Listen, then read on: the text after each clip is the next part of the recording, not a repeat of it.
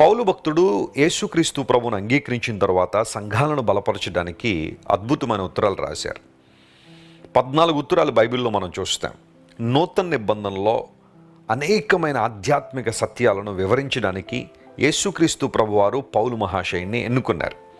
అన్యజనుల ఎదుట నా నామమును భరించడానికి నేనే ఏర్పరచుకున్న సాధనము అని పౌలు గురించి చెప్పబడింది. అలాంటి గొప్ప దైవజనుడు ఒక్కొక్క ప్రాంతంలో ఒక్కొక్క సంఘానికి ఉత్తరాలు రాశారు. కొంతమంది వ్యక్తులకు కూడా ఆయన ఉత్తరాలు రాసినట్టుగా లేఖనాల్లో మనం చూస్తున్నాం. కొలస్సై అనే ప్రాంతంలో ఉన్న సంఘానికి ఆయన క్రీస్తు ప్రభు యొక్క దైవత్వాన్ని గురించిన వివరాలు రాస్తూ అద్భుతమైన విషయాలు పొందుపరుచుకుంటూ వచ్చారు. ఇక్కడ ఈ వచన భాగంలో మనం చూస్తే యేసుక్రీస్తు ప్రభువులో ఏమున్నాయి? ఒక వ్యక్తి తన పాప జీవితాన్ని విడిచి, రోత జీవితాన్ని విడిచి, లోక సంబంధమైన ఆచారాలను విడిచి, పారంపర్యాచారాలను విడిచి యేసుక్రీస్తు ప్రభుని తన రక్షకునిగా, దేవునిగా అంగీకరించినప్పుడు ఆ వ్యక్తికి కలిగే ప్రయోజనం ఏంటి?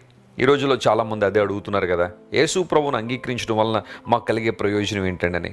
ఒకసారి ఒక ఆమె మా తండ్రి గారి దగ్గరికి వచ్చి, అయ్యా నేను యేసు ప్రభుని అంగీకరిస్తాను, చర్చ్కి వస్తాను, నాకేమన్నా అవసరాలు తీర్చబడతాయా అంటే కందిపప్పు, మినపప్పు, ఆ తర్వాత మంచి నూనె, ఇలాంటివి ఏమన్నా నాకు ఇస్తే యేసు ప్రభువును అంగీకరించేస్తాను అన్నట్టుగా మాట్లాడడం ప్రారంభించింది. మా తండ్రి గారు ఇచ్చిన ఆన్సర్ ఏంటో తెలుసా అమ్మ? అవి దొరికే స్థలం కాదు ఇది. యేసుక్రీస్తు ప్రభు దగ్గరికి కందిపప్పు కోసం, మినపప్పు కోసం, మంచి నూనె కోసం కాదు వచ్చారు.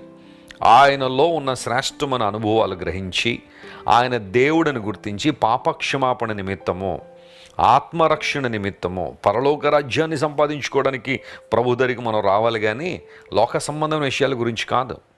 అంటే దేవుడు మన భౌతిక అవసరాలు తీర్చడం నేను చెప్పట్లేదు, కానీ వాటి కోసమే ప్రభువును వెంబడిస్తే లోకంలో ఉన్న వారందరికన్నా దౌర్భాగ్యులు అని పౌలు మహాశయుడు తన పత్రికలో రాశాడు.